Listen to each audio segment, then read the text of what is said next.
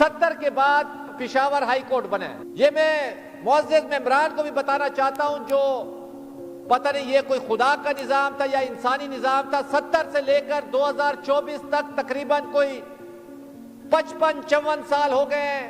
خیبر پختونخوا کا chief justice of supreme court صرف 1 سال کے لیے ناصر الملک صاحب آئے.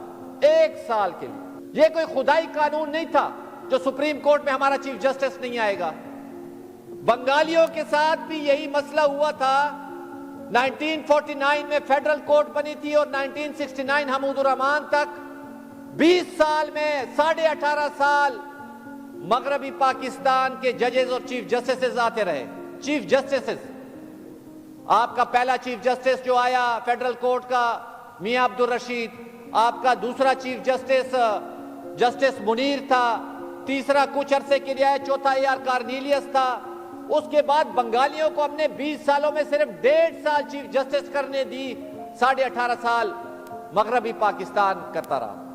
یہی وہ فالٹ لائنز تھی جس کی وجہ سے ان میں ایک عدم مساوات کی بو آتی تھی ان کو. آج ہمیں خیبر پختونخوا کا نوجوان کیوں غصے میں ہے؟ آج خیبر پختونخوا کا نوجوان کیوں کبھی کبھی ریاست کے خلاف تلخ لہجے استعمال کرتا ہے؟ وہ اسی وجہ سے استعمال کرتا ہے جو آئین اور دستور اور اس اساس اور اس عمرانی معاہدے پہ عمل درآمد نہیں ہوتا.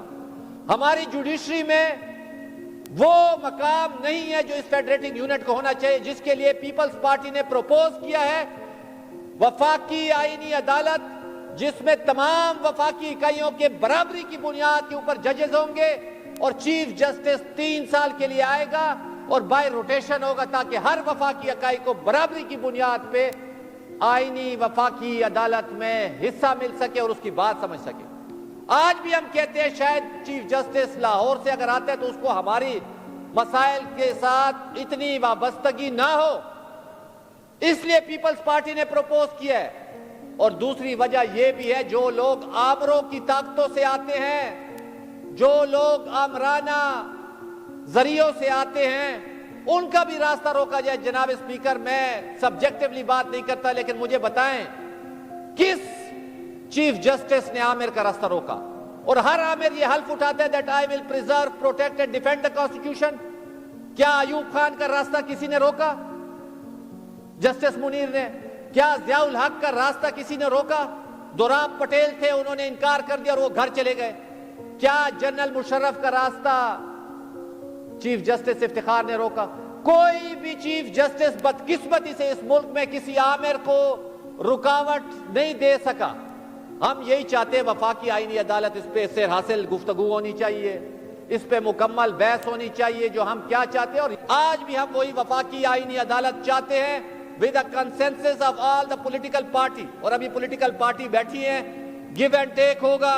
اور مجھے یقین ہے اس ملک میں جوڈیشل ریفارمز کی ضرورت ہے اور انشاءاللہ تعالی لوگوں کو اگر ہم نے ریلیف دینا ہے تو اس جوڈیشل ریفارم پہ ہمیں عمل درآمد کرنا پڑے گا.